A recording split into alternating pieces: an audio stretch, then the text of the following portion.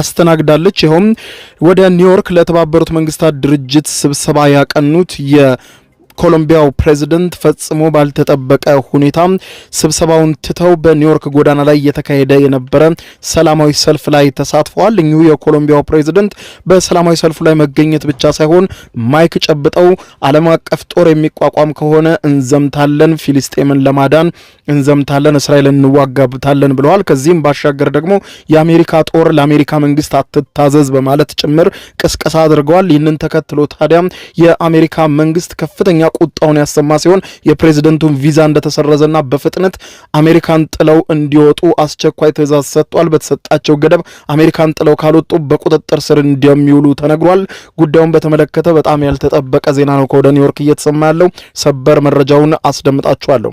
በሌላ በኩል ደግሞ ክቡራን አድማጮች እንዲሁ በዱባይ አንድ አደገኛ ግለሰብ በቁጥጥር ስር ውሏል። ሰውየው በዱባይ የሚያከናውነው ነገር ለመስማትም አጸያፊ የሆነ ነገር እንደሆነ ነው ቢቢሲ በድረገጹ የጻፈው። ጉዳዩን በተመለከተም የማስደምጣችሁ መረጃ ይኖራል። እስከ ፍጻሜ ቆዩ። ዝርዝር መረጃውን አድምጡ ግብዣዬ ነው። ወደ መረጃዎቹ አለፍኩ።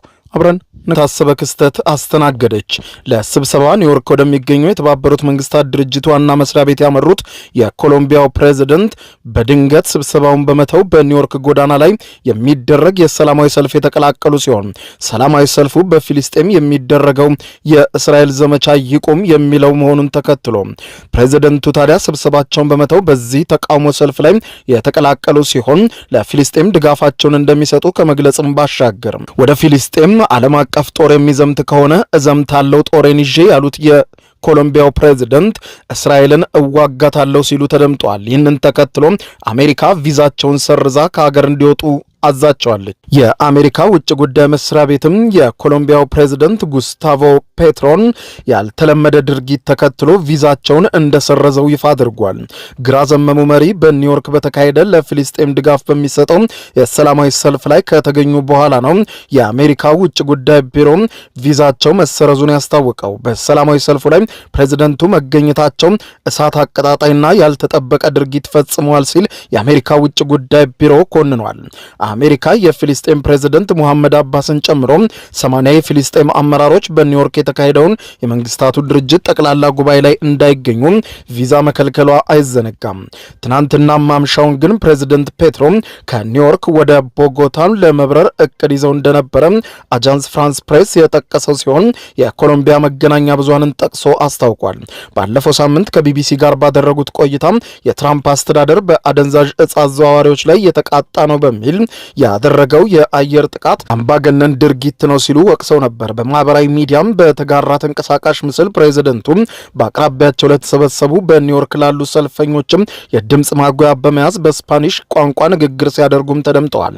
ከንግግራቸው በኋላ ተርጓሚያቸው እንዳለው የመላው ዓለም ሀገራት ከአሜሪካ የሚበልጥ ወታደራዊ ጦር መገንባት አለበት፣ ለመገንባትም መተባበር አለበት፣ ከአሜሪካ አገዛዝ መውጣት አለብን ሲሉ ፕሬዝዳንቱ በኒውዮርክ በተደረገው የተቃውሞ ሰልፍ ላይ ተናግረዋል። እዚሁ ኒውዮርክ ሳለሁ መናገር የምፈልገው ነገር የአሜሪካ ወታደሮች ሰብአዊነት ላይ አፈሙዝ መደቀን እንዲያቆሙ የትራምፕ ትዕዛዝን ጣሱና የአሜሪካ ወታደሮች ሁሉ የሰብአዊ ሕግን ተከተሉ ጥሪ ነው በማለት ፕሬዝዳንቱ በዚሁ የተቃውሞ ሰልፍ ላይ ያልተጠበቀን ሁኔታ ተገኝተው ንግግር አድርገዋል። የአሜሪካ ውጭ ጉዳይ መስሪያ ቤት የኮሎምቢያው ፕሬዝዳንት ጉስታቮ ፔትሮን ንግግር ያጣጣለ ሲሆን የኮሎምቢያው ፕሬዝዳንት ለስብሰባ ብለው ወደ ኒውዮርክ የመጡ ቢሆንም በኒውዮርክ ጎዳና ቆመው የአሜሪካ ወታደሮች ትዕዛዝ እንዳይቀበሉ በመንገር ነውጥ ቀስቅሰውብኛል ሲል የአሜሪካ መስሪያ ቤት አስታውቋል። በዚህ እሳት አቀጣጣይ ንግግራቸው ምክንያትም ቪዛቸው ተሰርዟል ሲል በማህበራዊ ትስስር ገጹ የአሜሪካ ውጭ ጉዳይ ቢሮ አስታውቋል። የኮሎምቢያ የሀገር ውስጥ ሚኒስትር አርማንዶ ቤንዴቲ በበኩላቸው አሜሪካ መሰረዝ የነበረባት የፔትሮን ቪዛ ሳይሆን የእስራኤሉን ጠቅላይ ሚኒስትር ቤንያሚን ኔታንያሁን ቪዛ ነበረ በማለት በማህበራዊ ትስስር ገጻቸው ጽፈዋል። የኮሎምቢያው መሪ ግፍ አልፈጸሙም፣ ግፍ የፈጸሙት የእስራኤሉ መሪ ናቸው። የእስራኤሉ መሪ ላይ ቪዛ መከልከልና እንዳይገቡ ማድረግ ሲገባ የኮሎምቢያውና እውነት የተናገሩት መሪ ተሰርዘዋል ሲሉም ገልጸዋል። ኮሎምቢያ በዓለም ትልቋ የአደንዛዥ ዕፅ አምራች ሀገር ስትሆን ፕሬዝዳንቱ እንዳሉትም አሜሪካም በጀልባዎች ላይ ባደረሰችው የአየር ጥቃት ከተገደሉት የተወሰኑት የኮሎምቢያ ዜጎች መሆናቸውም ተጠቅሷል። አሜሪካ እርምጃውን በቬንዙዌላ የሚካሄድ የጸረ አደንዛዥ ዕፅ ንቅናቄ አካል ነው ትላለች። ብላለች። ፔትሮ ወደ ስልጣን ከመጡ በኋላ በአሜሪካና በኮሎምቢያ መካከል ያለው ግንኙነት በእጅጉ ሻክሯል። አሜሪካ የፊሊስጤም ፕሬዝዳንት መሐመድ አባሱን ጨምሮ 80 የፊሊስጤም አመራሮችና ለፊሊስጤም ድጋፍ የሚሰጡ ዲፕሎማቶች በኒውዮርክ የተካሄደው የመንግስታቱ ድርጅት ጠቅላላ ጉባኤ ላይ እንዳይታደሙ ቪዛ ከልክላ ካሉበት ሆነው በቪዲዮ ስብሰባውን እየታደሙ ይገኛሉ። በሌላ ዜና ወደ ዱባይ የሚሄዱ የተለያዩ ሀገራት ሴቶችን ለሚያዋርድ የወሲብ ድርጊት የሚያቀርበው ግለሰብ በፖሊስ በቁጥጥር ስር መዋሉ ተሰማ። ወደ ዱባይ የሚሄዱ ሴቶችን ለሚያዋርድ የወሲብ ንግድ እንደሚያቀርብ በቢቢሲ ምርመራ የተጋለጠው ግለሰብ በፖሊስ በቁጥጥር ስር መዋሉን የዱባይ ፖሊስ አስታውቋል። በዱባይ ቅንጡ መኖሪያ አካባቢዎች ሴቶችን ለወሲብ ንግድ ሲያቀርብ ነበር የተባለው ግለሰቡ በተባበሩት አረብ ኤምሬትስ ፖሊስ በቁጥጥር ስር እንደዋለ ኤምሬትስ ዛሬ ማለዳውን አስታውቃለች። ቢቢሲ ባደረገው ምርመራ ቻርልስ ምዌንሲንጓ የተባለው ግለሰብ ሴቶችን በወሲብ ድግሶች ላይ እንደሚያቀርብ ሲናገርም ይደመጣል። አቤይ በሚል ስም በስፋት የሚታወቀው ይኸው ግለሰብ ለቢቢሲ ሚስጥራዊ የምርመራ ጋዜጠኛ እንዳለው ሴቶችን ከ1000 የአሜሪካን ዶላር ጀምሮ እንደሚያቀርብ ይጠቅሳል። ደንበኞቹ የሚፈልጉትን ማንኛውንም ነገር እነዚህ ሴቶች ላይ እንደሚፈጽሙም ይናገራል። ቀድሞ በለንደን የአውቶቡስ ሾፌር የነበረው ይኸው ግለሰብ ምን አይነት ክስ እንደሚቀርብበት እስካሁን በግልጽ አልታወቀም። ስለ ጉዳዩ በይፋ የተገለጸ ነገርም የለም። ዱባይ በሚገኘው አልአዊር ከተማ ባለ ማዕከላዊ እስር ቤት ውስጥ እንደሚገኝ ቢቢሲ ያነጋገራቸው የሕግ ባለሙያዎች ዛሬ ረፋዱን ገልጸዋል። በኢንተርፖል ኡጋንዳ አማካኝነት ግለሰቡ የእስር ማዘዣ እንደወጣበትም የተገለጸ ሲሆን ለሌላ ሀገር ተላልፈው የሚሰጡ ተጠርጣሪዎች በዓለም አቀፍ ደረጃ እንዲፈለጉና በቁጥጥር ስር እንዲውሉ የሚያደርገው ማዘዣ ሬድ ኖቲስ እንደተላለፈበትም ታውቋል። በአቡዳቢ ያለው የኡጋንዳ ኤምባሲ ባለፈው ሳምንት ባወጣው መግለጫ ህገወጥ የሰዎች ዝውውርን በተመለከተ እያደረግን ያለነው ምርመራ እንደቀጠለ ነው በማለት የተባበሩት አረብ ኤምሬትሶችም እርምጃ እንደምትወስድ ተስፋ እናደርጋለን ብሎ ነበር። ይህ መግለጫ ወጣው ቻርልስ ሙሲንጊዋን በተመለከተ መሆኑንም ይታመናል። ቢቢሲ በሰራው የምርመራ ዘገባ ላይ የወጣት ኡጋንዳውያንን ምስክር ተካቷል።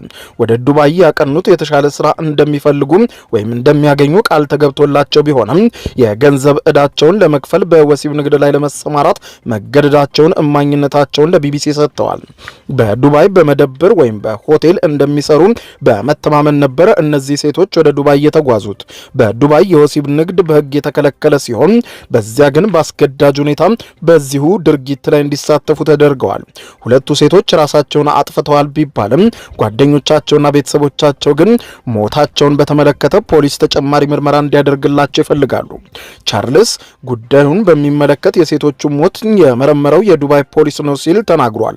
ቢቢሲ ከዱባይ ፖሊስ ተጨማሪ መረጃ ለማግኘት ቢሞክርም ምላሽ እንዳላገኘም ገልጿል። የቢቢሲ ወርልድ ሰርቪስ የምርመራ ጋዜጠኛ ራሱን በመደበቅ ወደዚሁ ግለሰብ በመቅረብ ነበረ ያነጋገረው። በአንዳንድ ሁኔታዎች እንደ ሱፐርማርኬቶች ወይም ሆቴሎች ባሉ ቦታዎችም ለመስራት ወደ ተባበሩት አረብ ኤሚሬትስ መምጣታቸውን የሚያምኑ የተለያዩ ሴቶች በኋላም ማንነታቸውን እንዲቀየር ተደርጎም በወሲብ ንግድ ላይ እንዲሰማሩ ያደርጋቸዋል። ለቢቢሲ እማኝነታቸውን የሰጡና የዚሁ ጉዳይ ተጠቂ የሆኑ ሴቶች ማንነታቸውን በመደበቅና በተለያየ አካባቢዎች ላይ ድግሶች ላይ ለወሲብ ንግድ ተገደው እንደሚላኩም ይናገራሉ። ማንነቷን በመደበቅ ለቢቢሲ የተናገረችውና ሚያ በማለት ቢቢሲ በዘገባው ላይ ቀይሮ የጠራት ግለሰብ በሴቶቹ ላይ ለመጸዳዳት የሚጠየቁ ደንበኞችንም ጭምር እንደሚገጥማት ትናገራለች። ሁኔታውም ስታስረዳም ከወሲብ ንግድም አልፎም በተለይም ገንዘብ ያላቸው ሰዎች በዱባይ በሴቶች ላይ ጭምር ሲጸዳዱ እንደሚመለከቱ የተነገረ ሲሆን ይህንንም ተከትሎ ይሄው የወሲብ ንግድ አቅራቢ ግለሰብም እዚሁ ድርጊት ከፍተኛ ገንዘብ እየጠየቀ ሴቶቹን ባለ ሀብቶች እንዲጸዳዱባቸው እንደሚያደርግም አመልክቷል። ቢቢሲ በምርመራ ዘገባው ላይ የጠቀሳት ሌክሲ የተባለችው ሴት ወደ ኡጋንዳ አምልጣ መሄድ የቻለች ሲሆን አሁን በተመሳሳይ ሁኔታ ውስጥ ያሉ ሴቶችን ለመርዳትና ከዚያው ከዱባይ ለማስወጣትም ትንቀሳቀሳለች። ቢቢሲ ጋዜጠኛ ይህንን ግለሰብ ለማግኘት ብዙ የለፋ እንደሆነ የገለጸ ሲሆን በድረገጾች ላይ የነበረው አንድ ፎቶ ብቻ ሲሆን እርሱም ቢሆን የተወሰደው ከጀርባ እንደነበር የቢቢሲ የምርመራ ዘገባ ይጠቅሳል። በማህበራዊ ሚዲያ ላይም ግለሰቡ የተለያዩ ስሞችን እንደሚጠቀምም ተነግሯል። ነገር ግን ኦፕን ሶርስ ኢንተለጀንስ ስውር ምርመራና የእርሱ የወንጀል መረብ የቀድሞ ባልደረባ ከሆኑ የተገኘን መረጃ በመጠቀም በዱባይ መካከለኛ ገቢ ያላቸው ሰዎች በሚኖሩበት ጁሜራ ቪሌጅ ሰርክል እንዳገኘው ይናገራል። ስለሚያካሂዳቸው ንግዶች ክብረ ነክ ለሆኑ የወሲብ ተግባራት ሴቶችን ያቀርባል የሚለውን የመረጃ ምንጮቻችንን የነገሩንን ለማጠናከር ራሱ የተለያዩ ፓርቲዎችን የሚያዘጋጅ ግለሰብ አድርጎ ያቀረበው የቢቢሲ ጋዜጠኛ የናጠጡ ሀብታሞች ለሚገኙበት ፓርቲ ሴቶችን እንደሚፈልግ በመነጽሩ ላይ በተገጠመ ካሜራ እየቀረጸ ይጠይቀዋል። ሙሲንጓም ስለ ወሲብ ንግዱ ሲያወራም ተረጋግቶና በራስ መተማመን ሲሆን 25 ያክል ሴቶች እጄ ላይ አሉ፣ የትኛውን ትፈልጋለህ ይለዋል። አብዛኞቹ የተጠየቁት ለመፈጸም ፈቃደኞች ናቸው፣ ሁሉንም ነገር ያከናውኑልሃል፣ እንደፈለክ ታረጋቸዋለህ፣ እሰጥሃለሁ ሲል በምስሉ ላይ ተቀርጿል። ክፍያቸውም ለአንድ ሌሊት ለአንዲት ሴት $1000 ትከፍላለህ በማለት የገለጸው ሲሆን ወጣ ላሉ ነገሮች ግን ተጨማሪ ያስከፍላል ብለዋል። የቢቢሲም ዘጋቢ ይህንን ሲገልጽ አንድ ምሽት ላይ ተገኝቶ የሚሆነውን ለቅምሻ ማየት እንደሚችል በመግለጽ ጋብዞታል። በንግግራቸው መካከልም በለንደን የአውቶቡስ ሾፌር እንደነበርም ተናግሯል። በአውሮፓውያኑ 2006 በምስራቅ ለንደን የአውቶቡስ ሾፌር ሆኖ መስራቱን የሚያሳይ ይፋዊ ሰነድም በእጁ እንደተገኘም ተነግሯል። በሎተሪ ሚሊዮን ፓውንድ ላሸንፍ እችላለሁ፣ ነገር ግን ያም ቢሆን እንኳን እሰራዋለሁ፣ የህይወቴ አካል ነው ይላል። ለዚሁ ግለሰብ የኦፕሬሽን ማናጀር ሆኖ ይሰራ እንደነበረ የተናገረው ትሮይ የተባለው ግለሰብ ስራውን እንዴት እንደሚያከናውን ተጨማሪ መረጃ ለቢቢሲ ሰጥቷል። ይኸው ግለሰብ በተለያዩ የምሽት ክለቦች ለሚገኙ የደህንነት ሰዎች ገንዘብ በመክፈል ሴቶቹም ገብተው ደንበኞቻቸውን እንዲፈልጉ ያደርጋልን ብሏል። በህይወቴ አይቼ ስለማላውቀው የወሲብ አይነቶችም እሰማለሁ። እርሱ ሀብታሙ ሰዎችም ደስተኛ እስከሆኑ ድረስ በሴቶች ላይ ምንም አይነት ነገር ማድረግ ይችላል። ምንም አይነት ነገር ቢሆንባቸውም ግድ አይሰጠውም ብሏል። ይኸውም ድምፃውያን፣ እግር ኳስ ተጫዋቾች፣ ፕሬዝደንቶችንም ጭምር ያገናኛቸዋል ሲልም ገልጿል። ሰውየው ቀላል አይደለም ሲል ነው የገለጸው። የሆነ ሆኖ ይህ ዘገባ ከተጠናከረ በኋላ ታዲያ የቢቢሲን ዘገባ ዋቢ በማድረግ የዱባይ ፖሊስ በቁጥጥር ስር እንዳዋለውም ተዘግቧል። ክቡራን አድማጮች ለሰዓቱ ብታረምጧቸው መልካም ናቸው ያልኳቸው አጫጭር መረጃዎች የሰማችኋቸው ናቸው። ከሰዓታት በኋላ በሌላ መረጃ ተመልሰን